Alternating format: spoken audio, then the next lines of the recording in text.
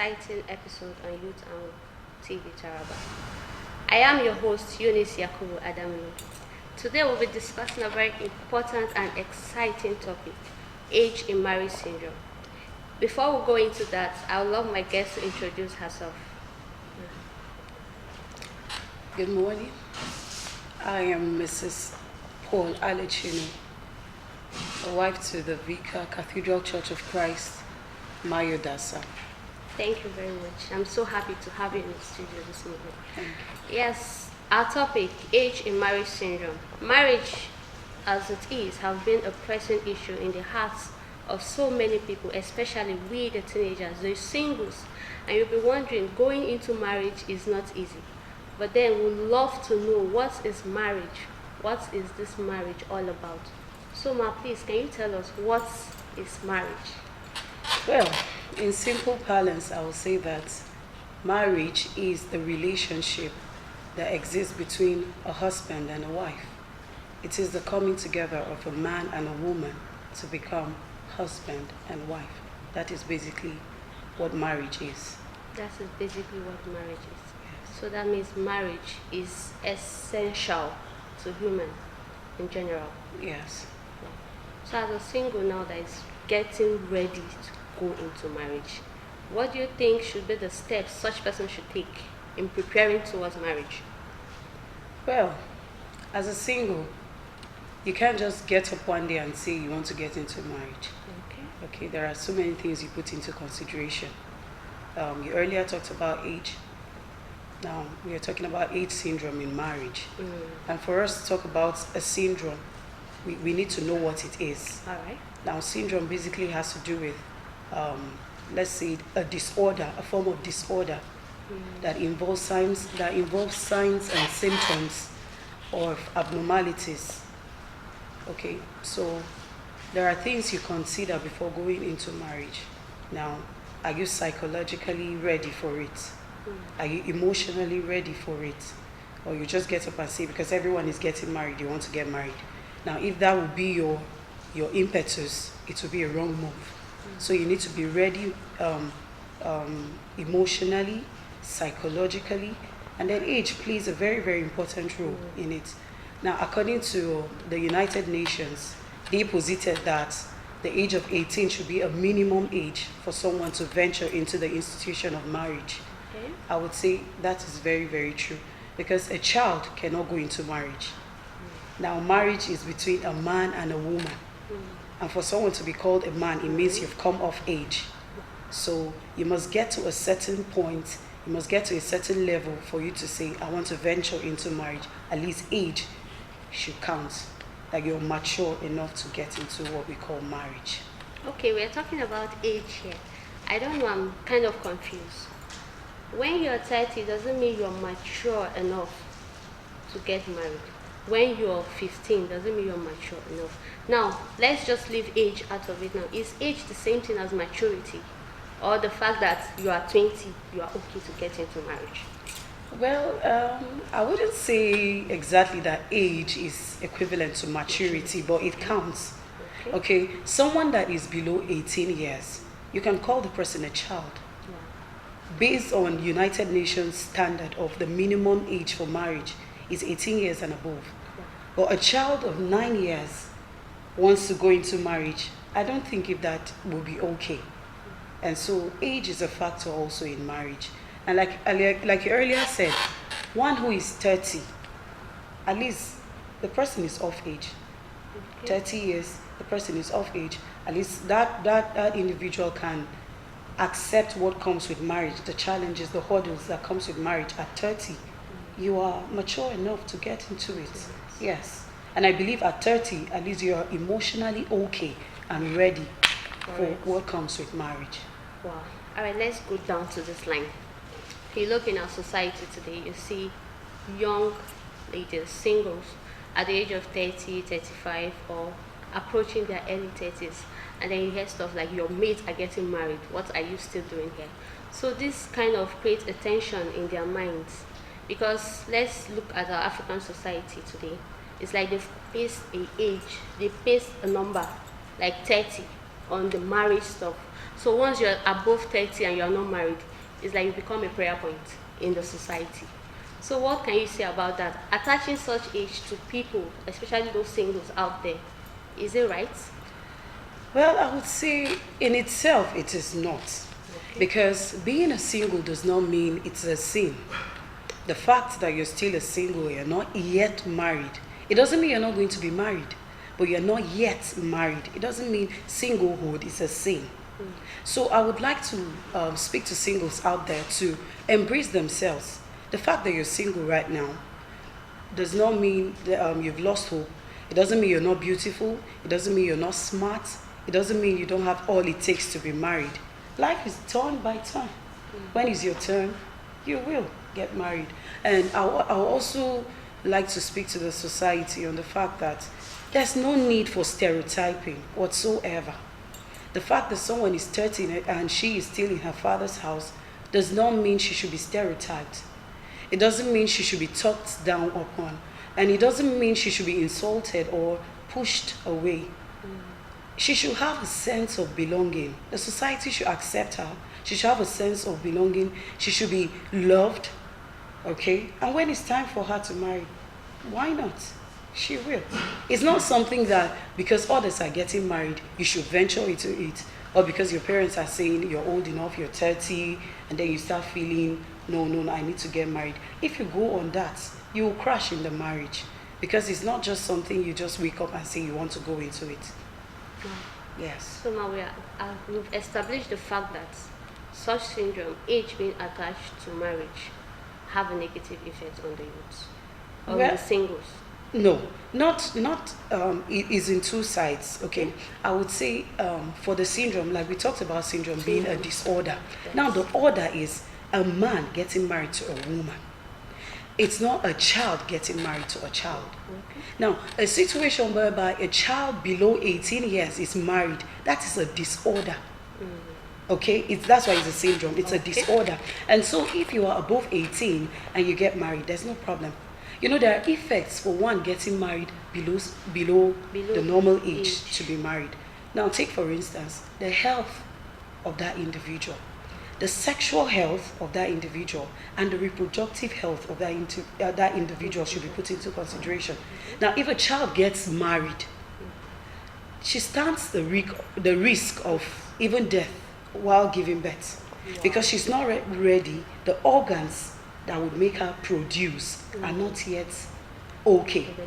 Okay, and then there are sexually transmitted diseases that she can encounter, and also her educational attainments will be on hold because she is forced to be a mother.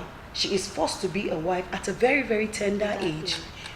Okay, and then psychologically and emotionally, she is not ready for that. But because the society is saying she should get married, or because a religion or a tradition is saying she should get married, and she ventures into it as a child, there will be definitely she's going to encounter problems in it. So age plays a very, very important role in marriage. Yes. Age plays a very, very important role in marriage. Yes. So we've talked about the people that are underage. Yes. How about those that are overage, like they are above 30? I wouldn't really say there should be an overage for marriage. Okay. Yes. There's no, I'm not sure if there's a standard set that if you're above this age, you are not, will I say, if you're above a certain age, you cannot get married. No. Like we talked about timing. I did not just become married. I did not drop from heaven and become married. Okay. I was once a single before getting married. So I would like to talk to those who are singles and maybe above 30 who feel all hope is gone, or who feel there's nothing left for them. No, it's not that. It's timing. I'll always say that it's timing. When it's their time, they'll definitely get married. There's a way you can position yourself for it. You know, sometimes the reason why we see as if some people are overaged is not necessarily because there were no suitors for them. You know, sometimes as women, we like varieties. And then it's possible we set standards for ourselves. It's possible we set a particular, maybe a criterion for the or guy. criteria for them. And so if the man in question does not meet that standard, we tend to delay. So it wouldn't be the fault of the suitors. On that part, it might be our fault. And then sometimes we want to attain all the educational standard before we venture into marriage. You want to be, you want to finish your masters, you want to do your PhD, you want to be a professor. You know, you want to attain all the educational heights before you settle down. Sometimes time is no longer on your side. Before you know, it's as if you are now over age. But that is not it. So it's just time. When you see the man you want, and you can just go for it. But you know, most times people don't easily actually get the one they want until when they are approaching the age of menopause.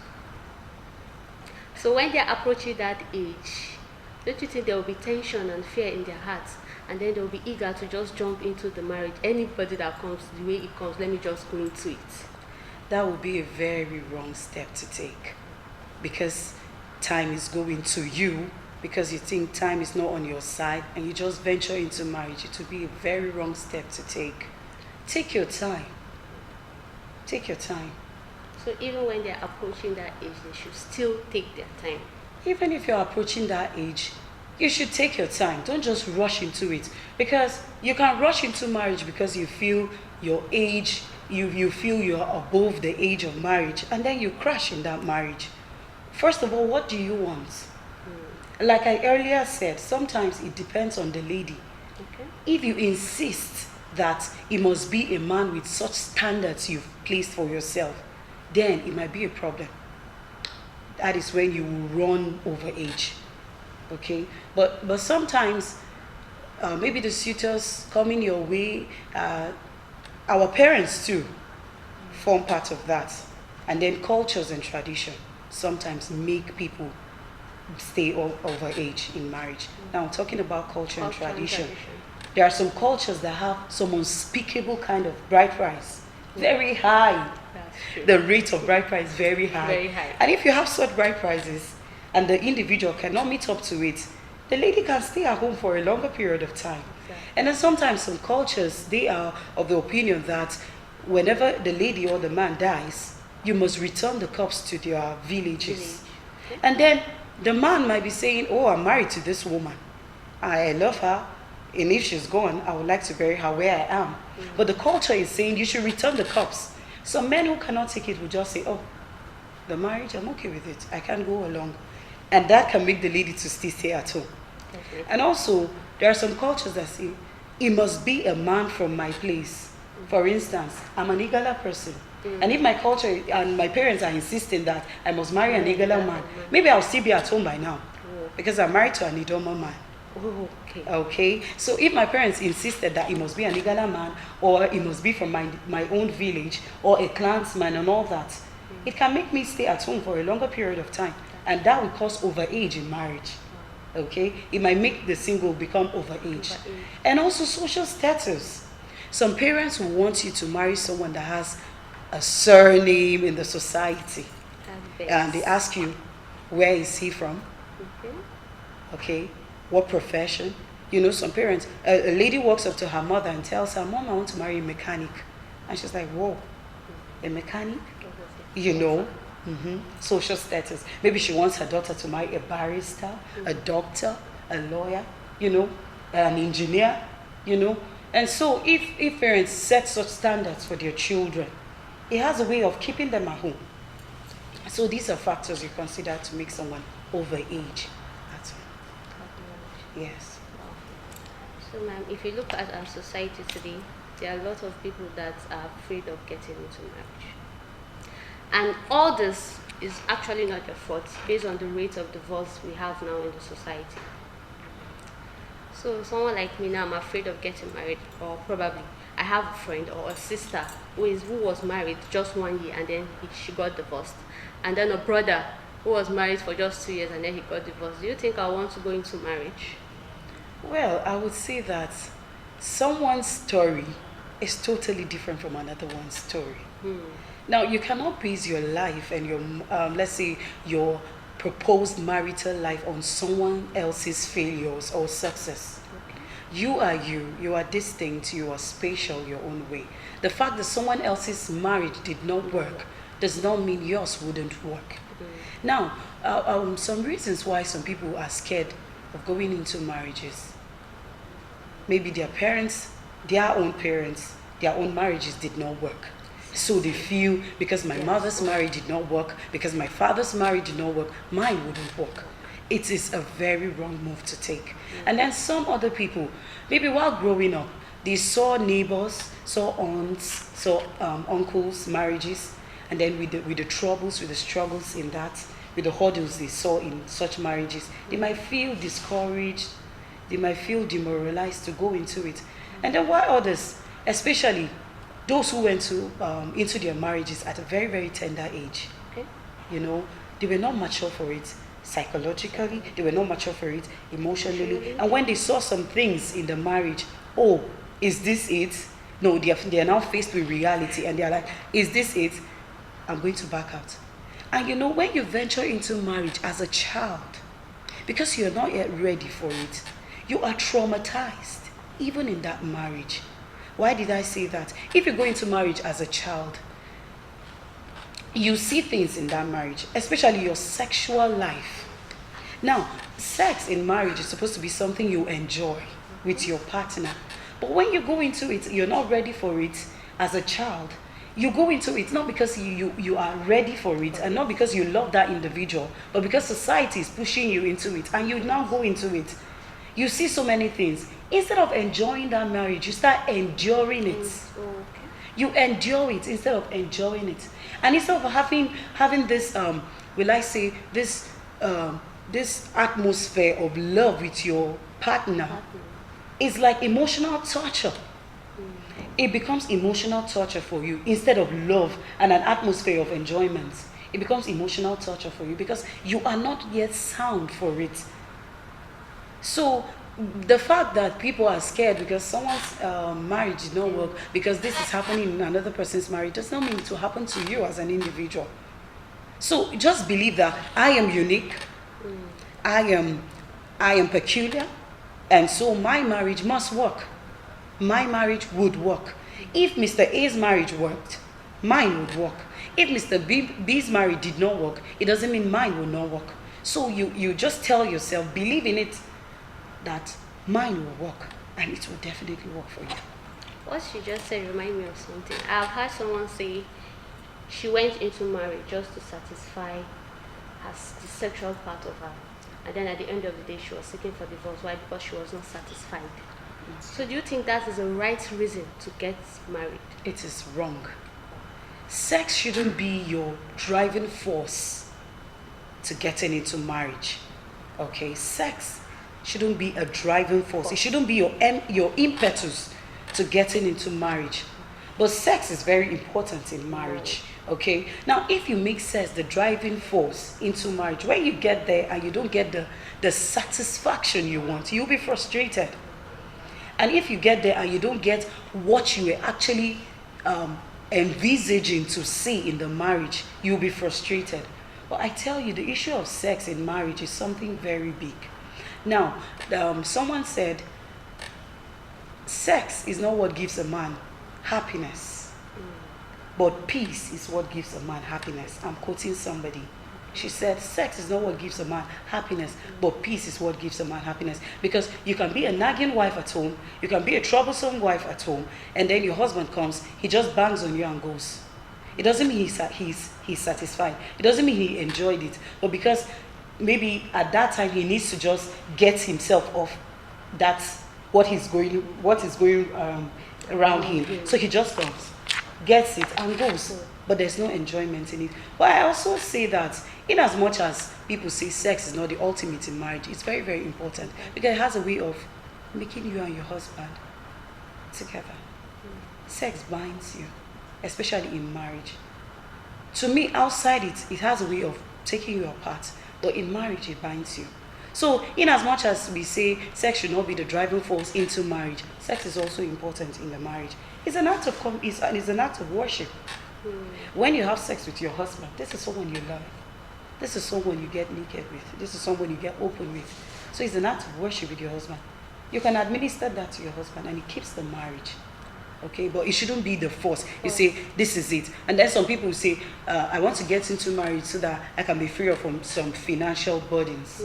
Now, when you get into marriage because you want to be free of financial burdens, when you get into the marriage and then something happens to his finances, you get frustrated and you can run out of the marriage. That is when divorce comes in. Okay. So sex is not the ultimate actually, but it is very, very important in marriage. That is what I would say. So what now are the negative motive, the wrong motive for getting into marriage? We've mentioned it, sex is one of it. Yes. To get out of financial burden is one of it. Another one is because everybody's getting married, I want to get married. And then because society is throwing that at you, society is stereotyping, society is throwing talks, insults at you, and you say, oh, I need to get married. These are wrong steps to getting into marriage. And then sometimes because you feel you're tired of staying with your mother, you're tired of the chores at home. But remember, when you're getting into that marriage, you're starting a new chores. And then some people, maybe they're tired of their siblings, then they want to run into marriage. That's a wrong move. When you do that, you will definitely crash in that marriage. Okay. So you must have the right reason why you're venturing into marriage. It shouldn't be just because you want to satisfy yourself sexually, just because you want someone to help you financially, just because you want to get rid of some people and then you want to get into marriage, or because the society is talking. If you do that, you'll be taking a wrong step and you'll crash in that marriage. So what should be the right or the proper attitude of youth or singles towards marriage? Okay, I would say for singles out there, take your time. Don't just do it because everyone is doing it. Don't just do it because you are compelled to do it. Do it because you love this individual. Do it because you feel you are okay with this individual and you want to spend the rest of your life with this individual. And it should be that you love this man, you love this woman so much that you can die for the person. You know, some people just go there and then they take their marital vows without knowing what they're actually saying. Okay? You go into marriage because you love this individual, you're ready to spend your life with this individual through thick, through thin, through gory times, through sweet times, through sour times. When you're ready for it, and like I said, be emotionally and psychologically ready before you venture. So don't just rush because society is pushing you. Don't just rush because your parents want you to. Don't just rush because you need financial help. Don't just do that. Take your time. Accept yourself. Just love yourself. And when it's time for you to be married, you sure will. So finally, can you please tell us what then should be the attitude of the society or our parents towards singles, those that are above 30, that are probably due for marriage but are not yet married? Okay, to our parents out there, I would like to plead with you to please be patient with them. Stop the stereotyping. Stop the name calling. Stop the insults.